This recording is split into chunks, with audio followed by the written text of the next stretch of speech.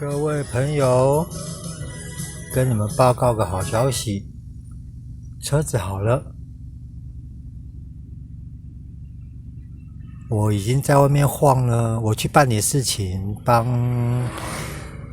人家拿药，然后就晃来晃去，水温，然后顺便加了个油，因为油要涨价了，水温上来了，油表有加油，然后已经温度，我现在水温是90几，然后油温80，然后我有发现整路上怠速都是正常的哦，好高兴。但是我做了很多，因为真的是会担心啊，所以我周边做了很多调整，然后做了很多清洁清理。我会再跟各位补充，我觉得有可能是因为我有清烤耳，因为我再怎么想，你怠速不稳，排气有味道，可能跟点火方面也有关系，但是很难讲啊，因为这个牵扯到太多零件的关系，所以我也很难去说到底是因为弄了什么东西它才好的。那有没有很稳定？700多一点点，我家风扇开了，有听到声音了。我细节上就跟前两片讲的一样，我又调整了蝴蝶阀，然后又这个重新补了一遍，因为这些地方都有可能会导致怠速不稳，所以我就能做的全部做一做。我真的很担心说是引擎出状况。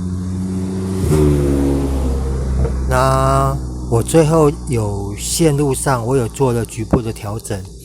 然后我有清了烤耳。其实这种类型的烤耳可以清洁，可能很多人不知道。我找看看有没有那个零件，因为那个不要乱拆，很容易拆坏。然后点火接头一些线组的插头我也重新做清洁。哦，对了，我刚刚忘记讲，我还有修改废油回收罐它的，我上次是改这个头嘛，把这个头的口径加大，然后在那次我有发现这里面的预留管道的口径也是太小，然后我又把它钻大，